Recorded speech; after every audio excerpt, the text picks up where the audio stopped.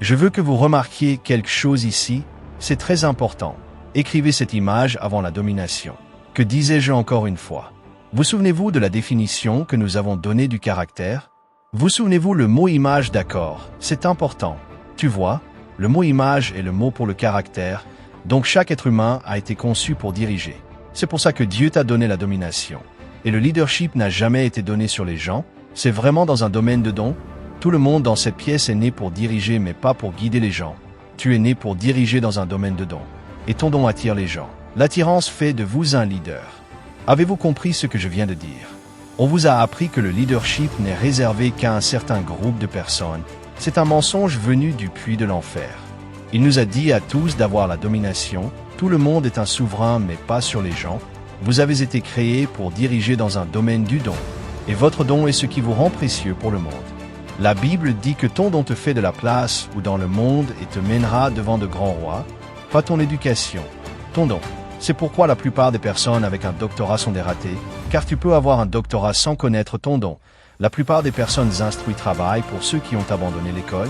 Savais-tu que, comme Stephen Jobs, Bill Gates, ces gens qui terminent l'école mais ont trouvé leur don, c'est probablement pour ça que tu es encore fauché.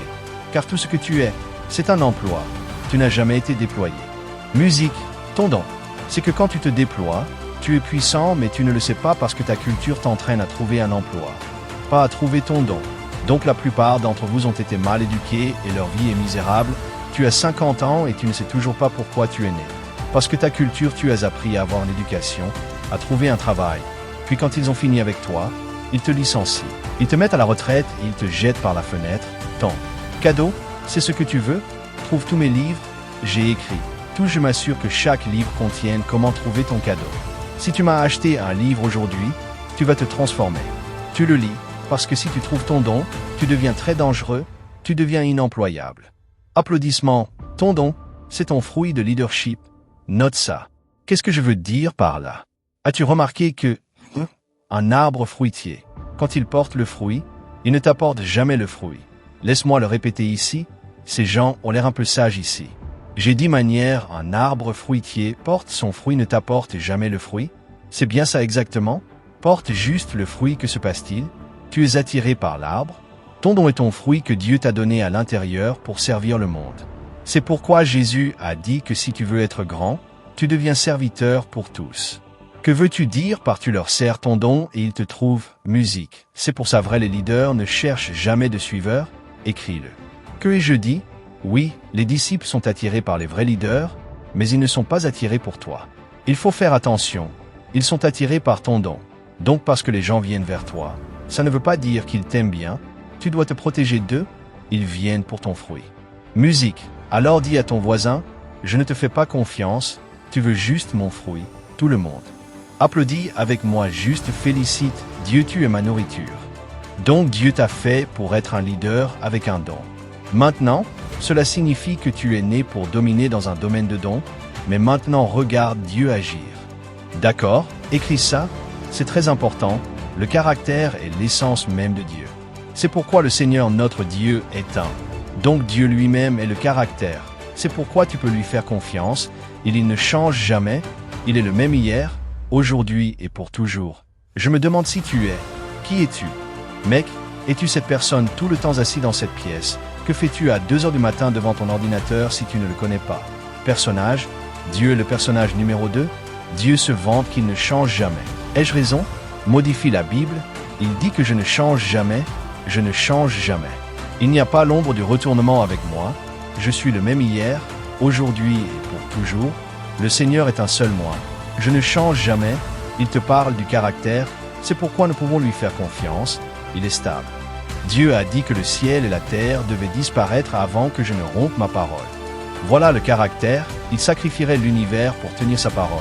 Alors regarde Dieu agir maintenant. Alors Dieu va, et le premier don que Dieu a donné à l'homme n'était pas le pouvoir, le premier don que Dieu a donné à l'homme n'était pas la dominion.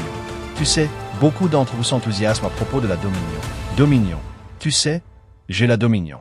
Alléluia, j'ai la dominion. Non, tais-toi mec. Ce n'est pas ce que Dieu t'a donné en lisant la Bible. La Bible dit que la première chose que Dieu t'a donnée, c'est ce qu'il t'a donné, image. Ce qui veut dire ce caractère est plus important que le pouvoir. Il y a des gens qui viendraient me voir et diraient Dr Monroe, je veux que vous priez pour que je reçoive l'onction de Dieu. Ce sont eux? Avez-vous le caractère qui le contient? Le pouvoir vous tuera sans caractère et Dieu le savait, et Dieu dit que la première chose que je dois donner à cette créature est le caractère, l'image de Dieu. Donc la priorité de Dieu est le caractère, l'engagement de Dieu. Est-ce que le caractère est nécessaire avant la domination? Dieu se préoccupe plus de ton caractère que de ta domination de la terre charité? Le prérequis de Dieu pour la domination est la domination. Le caractère est la base de Dieu pour le leadership. Car regarde, avant que je te donne le pouvoir, laisse-moi te donner la chose la plus importante. Voici, image avec son image, caractéristique tu es stable, tout comme moi, je pourrais te confier le pouvoir. Laisse-moi juste dire ceci et à ceux qui ont acheté le livre sur le caractère va changer ta vie et te dire 40 ans de recherche.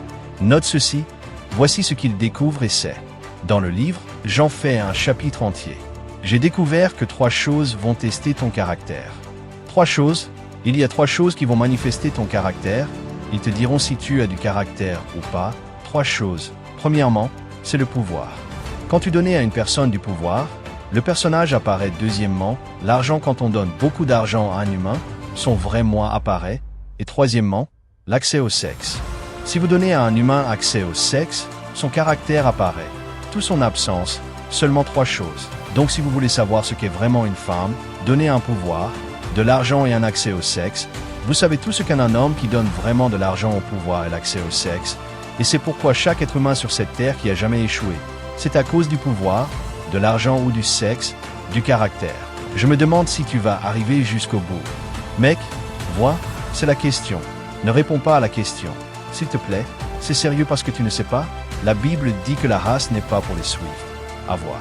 Pourrait devenir célèbre instantanément.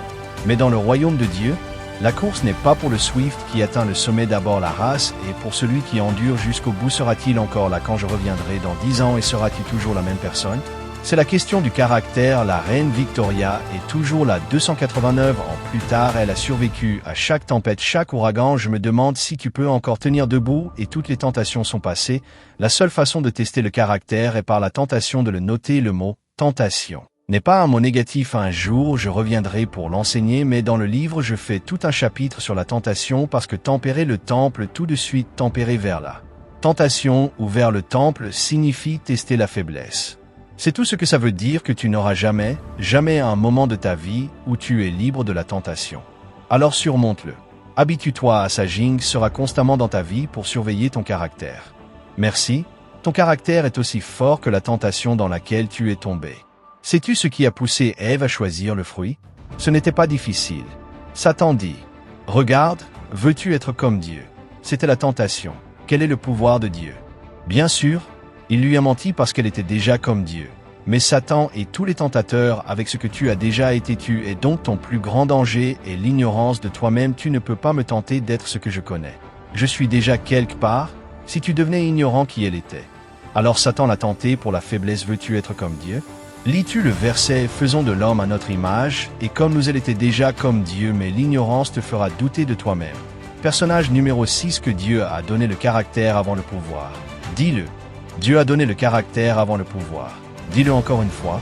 Dieu t'a créé et tu as reçu le mandat de dominer la terre avec le caractère de Dieu. Ce n'est pas difficile. Tu es un roi comme ton père. Mais ton territoire est la terre. Donc l'image est la première chose que Dieu t'a donnée, et Dieu t'a donné cela parce qu'il savait que sans caractère le pouvoir te détruirait. Tu sais, les gens disent que le pouvoir corrompt et le pouvoir corrompt absolument. Je croyais que ce n'était pas vrai. Le pouvoir ne corrompt pas, le pouvoir révèle simplement la corruption. Tu es déjà défectueux. Tu as enfin eu la chance de le montrer. Le pouvoir est un caractère pur, donc la chute de l'homme a déformé l'image de Dieu. Quelle est l'image du caractère? Alors l'homme est devenu un caractère défectueux et le résultat est que sa valeur personnelle a chuté. L'homme ne savait pas comment faire, il valait beaucoup plus maintenant. Alors depuis que cet homme embauche Read My Lips image, consultant, pourquoi engager un consultant en image? Parce que tu n'en as pas, tu n'as pas d'image, tu l'as perdu. Si tu sais qui tu es et que tu décides d'être qui tu es, tu n'as besoin de personne pour créer une autre personne. Un consultant en image, c'est quelqu'un que tu paies pour créer une personne qui ça n'existe pas. Les politiciens embauchent des consultants en image. Pourquoi ils n'ont pas d'image? Alors ils paient des gens pour mentir. des stars de cinéma, des artistes, ils embauchent des consultants en images. Pourquoi ils n'ont pas d'image? Alors ils te vendent une image qui n'existe pas, et tu l'achètes, et puis quand la vraie personne arrive, comme ce jeune gars en Floride l'autre jour, comment il s'appelle, Bieber ou quelque chose comme ça, Justin Bieber, vous êtes tous choqués, je suis non. Je savais que ce n'était pas lui qui était sur scène. Beaucoup de pasteurs sont comme ce petit garçon. Demain matin, cette ville sera remplie d'artistes en chair, ils n'ont pas encore été attrapés. C'est tout. Tu sais, la plupart des gens demandent pardon simplement parce qu'ils ont été pris. En scène, mon personnage est 129. C'est la diapositive numéro 4, étranger, tu es allé à l'école biblique et ils t'ont donné un diplôme. Mais je ne t'ai jamais donné de caractère pour que tu puisses prêcher, mais tu n'as pas de principe, tu n'y arriveras pas, ton avenir est prévisible, tu n'as jamais travaillé sur le caractère. Un gars d'un hôtel m'a appelé l'autre jour, directeur général de l'hôtel, il dit que je dois commander 80 de tes livres de personnages. Alors j'ai demandé pourquoi, il dit que je viens de les lire. Ça a changé ma vie de directeur général et je vais donner ce livre à chaque membre du personnel de cet hôtel et je vais les payer pour le lire. Il dit que c'est la seule chose qui manque dans nos vies, caractère. Il m'a demandé de venir faire un séminaire à l'hôtel maintenant, donc tu sais, on va signer un contrat et je vais travailler avec lui. Il a dit que c'est ce qui manque à tous les niveaux, manager, superviseur, travailleurs de la ligne de downline. Secrétaire, les gens ne sont pas stables, on ne peut pas leur faire confiance car ils n'apprennent jamais le caractère. Laissez-moi conclure avec ça car mon temps est révolu. Le trait principal de l'homme déchu est l'imprévisibilité. On ne peut pas prévoir un pécheur, on ne sait pas ce qu'il va faire ensuite. Ai-je raison? Certains d'entre vous se sont mariés à l'un d'eux, vous ne savez pas ce qu'ils vont faire ensuite. Les humains luttent contre l'infidélité, eux ils ne sont pas stables et alors je te le pose mon ami. Alors qu'on fait une pause avant le dernier segment qui pour moi est l'un des plus importants, où est-ce que je suis allé dans les dossiers? Tu es allé à moi, je le contrôle. Fille, pas moi, tu écris trop lentement. Prends une photo, c'est mon ami là-bas, viens vite, vite, vite, vite, tu me soutiens. Oh, il gêne, déplace la caméra. Mec, vous avez des ennuis aujourd'hui, ces gens veulent les notes, ne restez pas devant cet écran d'accord, c'est du bon matériel aujourd'hui. Je suis venu ici parce que je veux que vous le fassiez. Est-ce que vous allez le faire? Ça veut dire que vous devez prendre une décision dans cette pièce avant de partir, que vous allez vous débarrasser des choses qui peuvent détruire votre personnage et qui pourraient inclure quelques amis. Ça inclut des habitudes. Tu es en danger. Tout ce que tu as construit. Tout ce que tu as construit toute ta vie pourrait être détruit en 5 secondes. Demande à Jimmy Swaggart. Tu penses être en sécurité? Hein? Tu ferais mieux de protéger ton caractère. Tu es aussi en sécurité que ton personnage. Je veux te donner ces 2 dernières diapositives avant de conclure. Quelle est la source des valeurs? Souviens-toi encore qu'elles produisent du caractère. D'accord, tu as. Pour bien définir vos valeurs, l'élément le plus puissant du leadership est la philosophie. Pourquoi la philosophie est-elle votre système de croyance? Votre système de croyance est le résultat des choses que vous valorisez. Quoi que vous valorisez, votre système de croyance produit vos valeurs, et vos valeurs produisent votre morale. Donc, la morale est vraiment le produit de vos valeurs. Si je tiens à mon vœu de mariage, alors moralement, je serai fidèle à ma femme. C'est lié et puis, quand ma morale est en place, la morale informe l'éthique, donc il est contraire à l'éthique de ma part de coucher avec une autre femme. Pourquoi? Parce que ma morale me dicte que je ne peux pas violer mes valeurs, alors je protège mon caractère. Et si mon éthique est en place, mon éthique produit mon caractère et mon caractère devient mon mode de vie. Souviens-toi, je t'ai dit que tu ne mènes pas hors de ta position, tu diriges hors de ta vie. Je veux le faire, souviens-toi d'une chose, je te dis, tu ne me reverras peut-être jamais, souviens-toi de ceci, il n'y a pas de vie privée, comprends-toi vite, tu dois vivre bruyamment. Merci, une personne de caractère se fiche que tu découvres sa vie privée.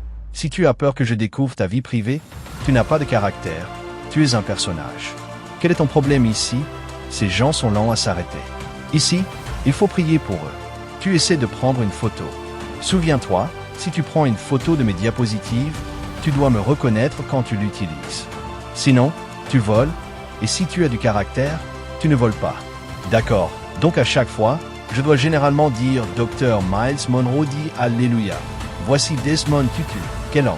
Quand Nelson Mandela est sorti de prison, ils avaient pour gérer certains problèmes liés à l'oppression, et Desmond Tutu a été très actif dans le sens où il a dû gérer le processus de pardon.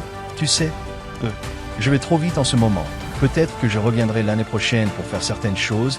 Tu vois, Je voulais juste te donner cette dernière diapositive. Écris-la. Vision sans valeur est un destin sans discipline. Peu importe à quel point ta vision est grande, elle peut l'être. Détruit si tu n'as pas de valeur, donc ton destin dépend de ta discipline personnelle, le caractère protégera toujours ta vision. Samson avait une vision incroyable. Dieu faisait confiance à cet homme, il était censé sauver le peuple d'Israël, mais sa vie privée détruisait sa vision publique. Chaque fois que tu décides de faire quelque chose et tu espères que personne ne découvre que tu es en danger, alors ne fais plus rien à partir d'aujourd'hui que tu ne veux pas. N'importe qui pour découvrir et tu auras du caractère, et c'est ce qu'on ne t'a jamais appris au séminaire, ils ne t'ont jamais dit ça au lycée et maintenant tu es une double vie, et je me demandais pourquoi les hommes aimaient particulièrement les super-héros. Mais j'ai fini par comprendre, les hommes aiment les super-héros comme Batman et Superman parce qu'ils ont deux personnalités. Chaque Superman a un purificateur d'horloge piégé à l'intérieur, chaque Batman a un Bruce Wayne quelque part, chaque Samson devrait avoir un Joseph à l'intérieur. Je me demande qui tu es en ce moment, personnage. La vision protège les valeurs. Désolé, la vision est protégée par les valeurs. La vision est interprétée par les valeurs. La vision et les valeurs est le mariage du but et des principes. Ton but pour ta vie est ta mission. Tes principes protègent cette mission. Alors ne viole pas tes principes. Je suis vierge, je dois protéger ma virginité et je ne le vendrai à personne. Je me suis marié à ma femme à 25 ans. J'étais vierge, alors ma femme était-elle gentille de se demander pourquoi Dieu nous dit de ne pas avoir de relations sexuelles avant le mariage, jusqu'à ce que je comprenne, ma femme et moi n'avons aucun souvenir qu'on n'aime pas. Oui, alors Dieu dit, regardez, faites ce qu'il faut pour que vous puissiez profiter de vos souvenirs. Notez ça, regardez votre visage, certains d'entre vous sont regardant en bas maintenant au docteur Monroe, s'il te plaît, mène-toi vite à autre chose, oui c'est pour ça que tu devrais vivre correctement pour que tes souvenirs soient heureux. Dieu essayait de te sauver de tes souvenirs quand il a dit vivre, le bon caractère te donne de bons souvenirs.